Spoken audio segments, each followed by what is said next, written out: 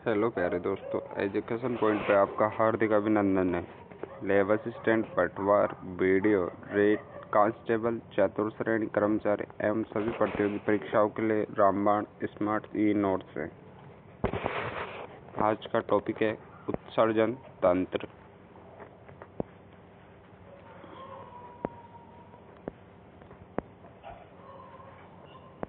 आज का question, kidney की इकाई क्या है?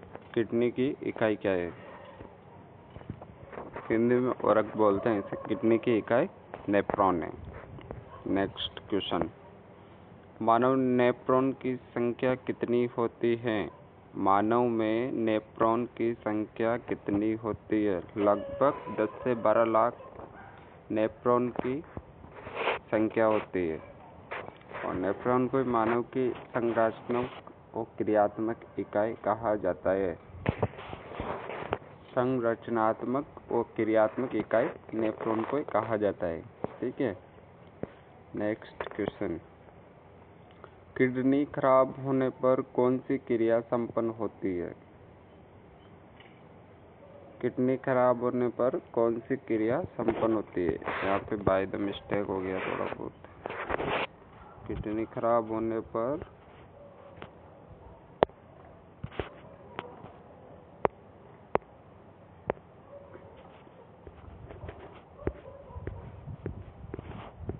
कौन सी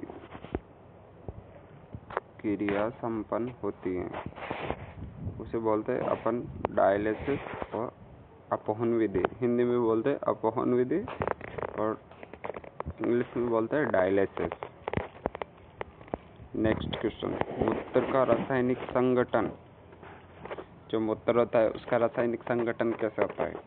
अभी जो लेटेस्ट क्वेश्चन आ रहे हैं, जैसे मैंने देखा है काफ़ी बार, अभी रेलवे में, एनटीपीसी में, टेक्नीशियन में और रेलवे लोको पायलट में इसी तरह के क्वेश्चन पूछे जा रहे हैं। और एसएससी में भी लगभग आते हैं, बल्कि पहले की तरह क्वेश्चन नहीं आ रहे, अब अंदर से आ रहा है थोड़ा बहुत मैटर। और अभी जो वीडियो पटवार के ये भी लेटेस्ट की तरह ही है। तो पशु परिचय में देखा है क्या आपने? बहुत अंदर से क्वेश्चन आए थे साइंस के लगभग। तो इसी प्रकार से मैं सोचते हुए मैंने काफ़ी पेपर देखे और इस प्रकार से अपन क्वेश्चन का तैयार करें कि पेपर में दिखे और अपनी स्लाइड में दिखे, ऐसा क्वेश्चन नहीं देना चाहिए। इसलिए मैंने अच्छी तरीके से सोच समझ के क्वेश्चन बनाए है आपके लिए। मूत्र का रासायनिक संगठन है जल 99%, यूरिया 2%, अन्य पदार्थ Na, कैल्शियम, क्लोरीन और यूरिक अम्ल, सोडियम, पोटेशियम और क्लोरीन और यूरिक अम्ल। और नेक्स्ट क्वेश्चन है, मूत्र का पीएच कितना होता है? मूत्र का पीएच 6.0 हल्का अम्लीय होता है। 6.0 हल्का अम्लीय होता है। नेक्स्ट क्वेश्चन है, मूत्र का पीला रंग किसके कारण होता है? मूत्र का पीला रंग यूरोक्रोम के कारण होता है। मूत्र में गंध किसके कारण होता है? मूत्र में गंध किसके कारण आती है? बाय द वे मिस्टेक है इसमें थोड़ा बहुत। मूत्र में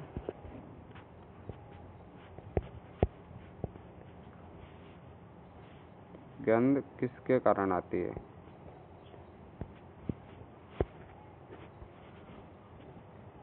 मूत्र में गंध किसके कारण आती है? मूत्र में गंध किसके कारण आती है?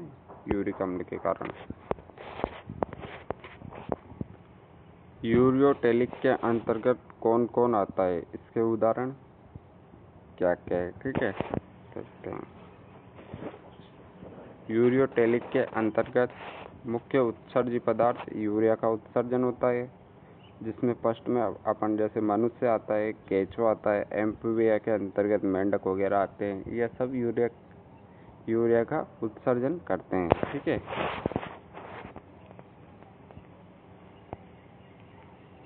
मुख्य उत्सर्जी अंग अपने शरीर के मानव शरीर के मुख्य उत्सर्जी अंग कौन कौन से हैं?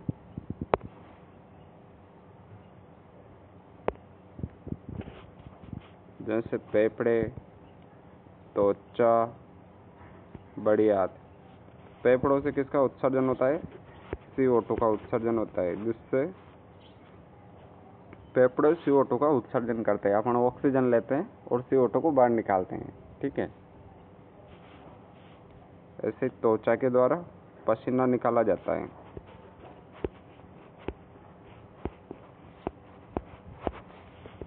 त्वचा के द्वारा पसीना निकाला जाता है और बड़ी आंत के द्वारा जल का उत्सर्जन किया जाता है, ठीक है। नेक्स्ट क्वेश्चन, किडनी की आकृति किसके समान होती है?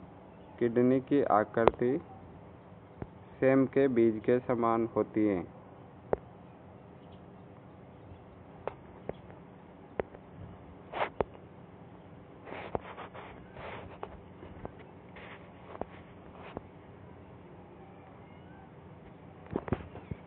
यूरिकोटेलिक में कौन कौन से पक्षी वगैरह आते हैं? इसके उदाहरण।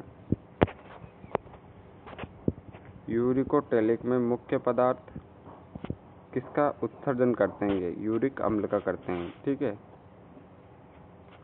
उदाहरण है पक्षी, सर्प, कीट, कॉकरोच, मकड़ी।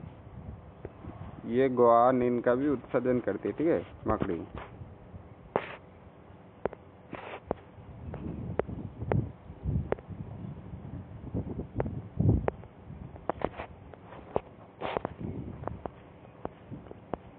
अमोनोटेलिक के उदाहरण। अमोनोटेलिक में अमीबा और हाइड्रा दोनों आते हैं और बाकी बहुत सारे होते हैं, बट मैंने एक जैसे उदाहरण पूछते हैं ना, अमोनोटेलिक का एक उदाहरण बताइए, तो उसमें ये दोनों अधिकतर पूछे जाते हैं, तो मैंने दोनों को उदाहरण में डाल रखा है, ठीक है।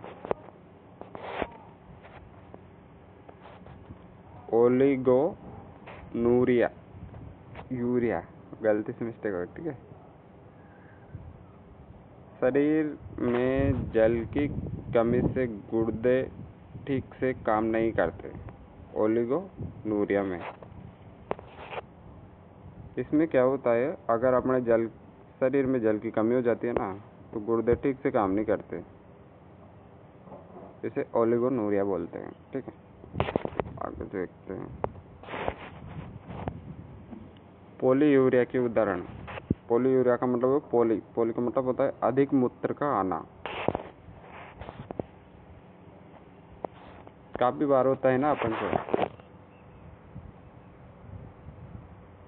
बहुत सी बार, मतलब ऐसी चीज खाने में आ जाती है कि पूरी रात भर चलते ही रहते, बार बार में मूत्र आता है। उस स्थिति को अपन पॉलीयूरिया बोल सकते हैं, साइंस की बात करते हैं।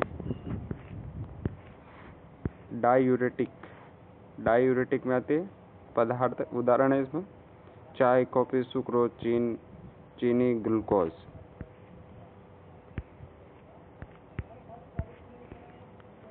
नेक्स्ट एपिसोड इससे भी बेहतर होगा, आपके लिए हेल्पफुल होगा। अगला एपिसोड भी साइंस का ही लेके आएंगे। बहुत अच्छे तरीके से डीपली बना के दे रहा हूँ मैं आपको नोट्स, कहीं पे नहीं मिलेंगे ऐसे वाले। वन लाइनर बना के दे रहा हूँ, क्योंकि जो ऑप्शन वाले होते हैं, क्यूज वाले, उसमें टाइम बहुत लंबा खिंचता है। इस वजह से मैं सोच रहा हूँ कम टाइम में अच्छा मैटर मिलेगा आपको। Thank you.